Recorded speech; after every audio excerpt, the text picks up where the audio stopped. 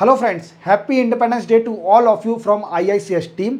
आज हम पढ़ने जा रहे हैं 15 अगस्त के करंट अफेयर के MCQ। तो चैनल को सब्सक्राइब और बेल आइकन जरूर प्रेस कर लेना। चलते हैं, वीडियो स्टार्ट करते हैं। First question, where is Dhankeshwari temple recently seen news. अब आप देख पा रहे होंगे ये कौन है, मोहम्मद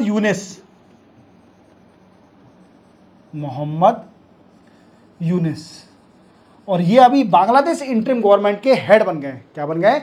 बांग्लादेश इंटरिम गवर्नमेंट के हेड बन गए। अब क्यों? क्योंकि बांग्लादेश के अंदर पॉलिटिकल इनस्टेबिलिटी चल रही थी। क्या चल रही थी दोस्तों?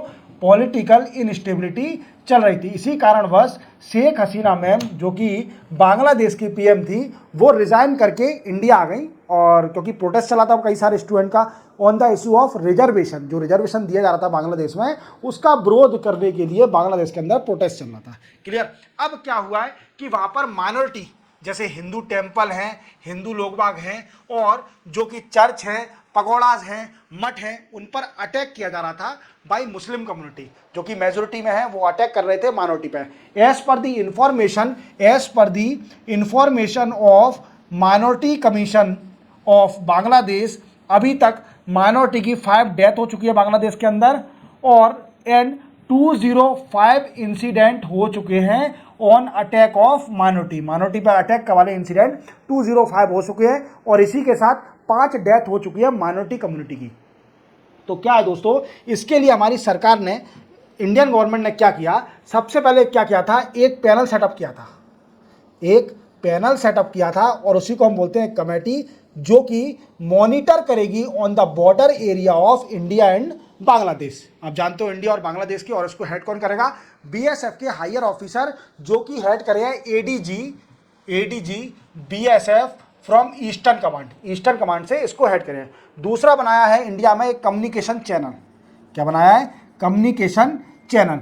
ये कम्युनिकेशन क्या करेगा? कम्युनिकेशन चैनल ये क्या है, डिस्कस करेगा with a higher authority in Bangladesh regarding protection of the minority living in Bangladesh. Bangladesh में जो माइनॉरिटी रह रही थी, उनको प्रोटेक्शन के लिए ये कम्युनिकेशन चैनल डिस्कस करेगा। क्लियर? अब देखो दोस्तों, मैं आपको एक और बात बताता हूं कि ये धनकेश्वरी टेम्पल क्या हुआ है कि जो PM अभी बने हैं, मींस हेड बने हैं इंटरिम गवर्नमेंट के, मोहम्मद यूनिस, इन साहब ने एक क्या करा है, हॉटलाइन सेटअप करी है। मोहम्मद यूनिस ये नोबेल प्राइज जीत चुके हैं। 2006 में नोबेल पीस प्राइज जीता था ऑन द इशू ऑफ ग्रामीण बैंक के लिए। अब क्या है, इन्होंने एक हॉटलाइन सेटअप करी है। किस लिए? कि रिपोर्ट करने के लिए, अगर कहीं पर भी माइनॉरिटी पर अटैक हो रहा है तो उस चीज की रिपोर्ट करने के लिए बांग्लादेश की सरकार, जो कि हेड करे हैं मोहम्मद यूनिस, उन्होंने वी कैन से हॉटलाइन एक सेटअप करी है। और एक टेम्पल में भी गए थे, जो कि धनकेश्वरी टेम्पल है, वो कहां पर है? बांग्लादेश में। तो आपको पूरी न्यूज समझ में आ गई होगी, डिटेल में आपको मैंने सब क्लियर कर दिया। चलते अपन नेक्स्ट क्वेश्चन पर। नेक्स्ट क्वेश्चन है, which commission develop flood water India. देखो दोस्तों, फ्लड वाटर इंडिया एक we can say mobile app है। It is a mobile app, और ये सबसे पहले बनाई गई थी 2023 में, सॉरी 2023 में। और ये सेंट्रल वाटर कमीशन ने बनाई थी। किसने बनाई थी? सेंट्रल वाटर कमीशन ने बनाई थी। अभी क्या हुआ है, अब ये न्यूज में क्यों है? क्योंकि 2024 में इसका वर्जन 2.0 लॉन्च किया गया है बाय मिनिस्ट्री ऑफ जल शक्ति के द्वारा। इसका 2.0 वर्जन लॉन्च किया गया है। और ये मोबाइल ऐप करती क्या है? तो दोस्तों इसका याद रखना, ये mobile app we can say flood forecasting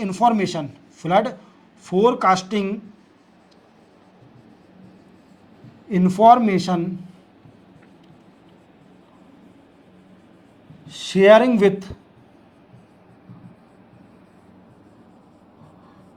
with monitoring station and people. तो आप याद रखना कि ये mobile app flood watch India mobile app central water commission ने बनाई है। क्लियर? चलते अपन नेक्स्ट क्वेश्चन पर। नेक्स्ट क्वेश्चन है, what is the number of meeting of GST held on 9 सितंबर। देखो 9 सितंबर को फिर से GST की काउंसिल की मीटिंग होने वाली है। और एक कौन से नंबर की है? तो ये 54th मीटिंग है। GST काउंसिल की 54th मीटिंग है। और जैसा कि आप जानते हो कि GST कब आया था हमारे इंडिया में? 2017 में GST आया था। और GST का फुल फॉर्म क्या है दोस्तों? Goods and services tax, goods and services tax, और it is a amalgamation of all indirect tax, जितने भी इनडायरेक्ट टैक्स है उसका अमलगेशन है। तो क्या है कि डिफरेंट स्टेट में डिफरेंट तरीके से इनडायरेक्ट टैक्स लगता था। अब इसका वी से सॉल्यूशन निकालने की, रिजोल्यूशन निकालने के लिए जीएसटी आया था इन 2017, जो कि सारे जितने भी इनडायरेक्ट टैक्स हैं उनको कनेक्ट कर दिया। अब एक टैक्स लगने लगा, that is called GST, goods and service tax. याद रखोगे। चलते अपन नेक्स्ट क्वेश्चन पर। नेक्स्ट क्वेश्चन है, Anwar Ibrahim is a prime minister of which country. अब ये अनवर इब्राहिम है, इनको देखिए, अनवर इब्राहिम ये मलेशिया के पीएम है। ये कहाँ के पीएम है? मलेशिया के। अब ये न्यूज़ में क्यों है दोस्तों? तो ये इंडिया आने वाले हैं, ये इंडिया इनकी विजिट है, और ये पीएम जब से बने हैं पहली बार इंडिया आने वाले हैं। अब थोड़ा जान लीजिए इंडिया और मलेशिया के रिलेशन, और ये trade strategic and defence cooperation discuss करेंगे। क्लियर?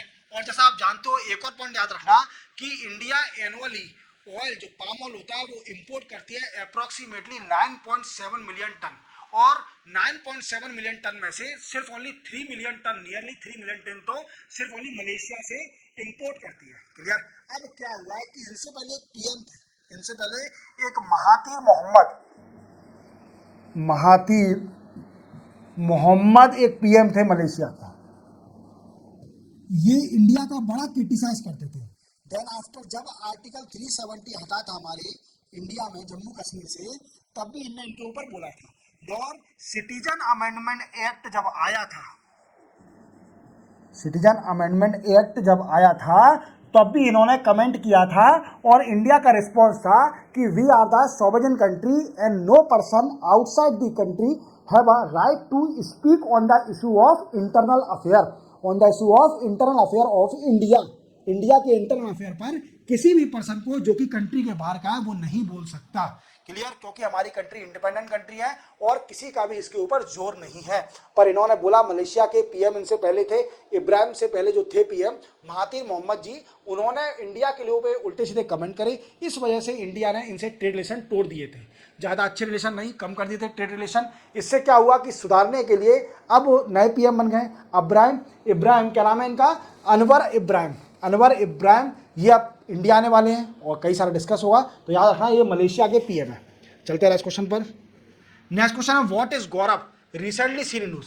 देखो आप देख पा रहे होंगे, गौरव क्या है? ये डीआरडीओ का बॉम्ब है, DRDO long range glide bomb. Clear? अब ये क्या है दोस्तों, इसका वेटेज है 1000 केजी, और ये एक्यूरेटली टारगेट करता है ऑन डेस्टिनेशन। क्लियर? अब क्या हुआ है, डीआरडीओ ने इसको टेस्ट फायर किया है, मींस इसको टेस्ट किया है, तो ये successful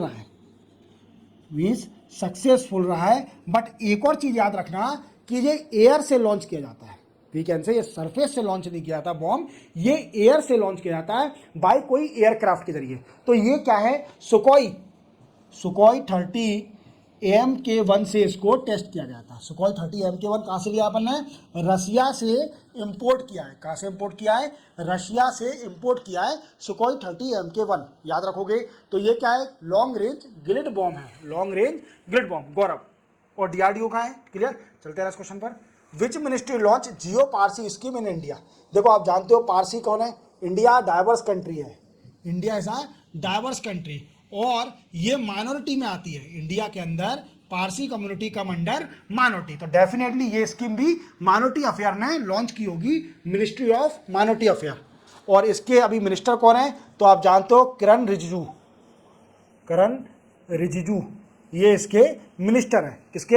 ministry of minority affair के। और इन्होंने एक ऐप लॉन्च करी है, जियो पारसी स्कीम। इसमें क्या है? इस स्कीम का मेन मोटिव है टू एड्रेस, और we can say arrest, to address the reduction of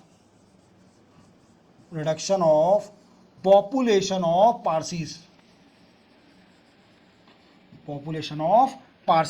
Parsi की जो पॉपुलेशन रिड्यूस हो रही है उसको एड्रेस करना है इंडिया के अंदर, इसका मेन मोटिव है। और ये किस मिनिस्ट्री होल्ड करती है? Ministry of minority affair. और माइनॉरिटी अफेयर के मिनिस्टर कौन है? किरण रिजिजू, याद रखोगे। चलते अपन नेक्स्ट क्वेश्चन पर। नेक्स्ट क्वेश्चन है who become managing director of CBI. देखो सीबीआई के अब नए मैनेजिंग डायरेक्टर ही बन गए। पहले इसके चेयरमैन कौन बने? तो चेयरमैन इसके बने हैं we can say CS Setty, याद रखना। और इनसे पहले कौन थे? इनसे पहले थे दिनेश कुमार खारा जी। अभी ये हैं, अभी सेट्टी जी ने अभी चार्ज नहीं लिया है। CS सेट्टी 30 अगस्त से चार्ज लेंगे SBI का चेयरमैन का।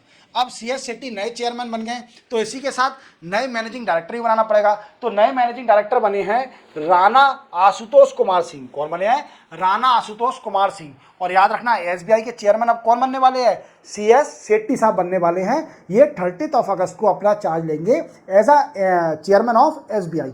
और अभी मैनेजिंग डायरेक्टर बन गए हैं नए, तो राणा आशुतोष कुमार सिंह, राणा आशुतोष कुमार सिंह। चलते अपन नेक्स्ट क्वेश्चन पर।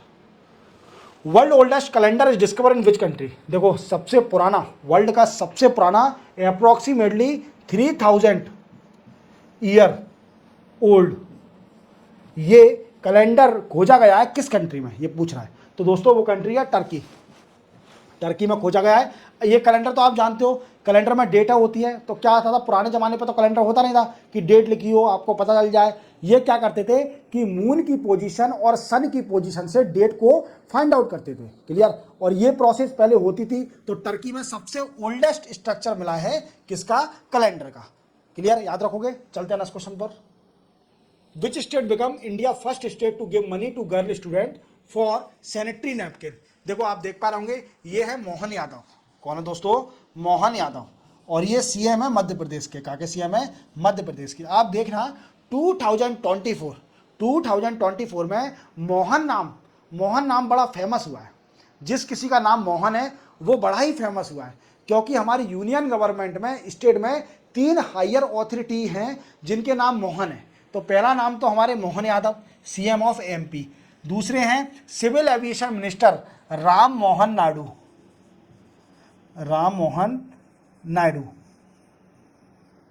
और तीसरे मोहन जी का याद रखना, वो तीसरे मोहन है मोहन चरण मांझी, जो कि उड़ीसा के CM बने हैं, मोहन चरण मांझी।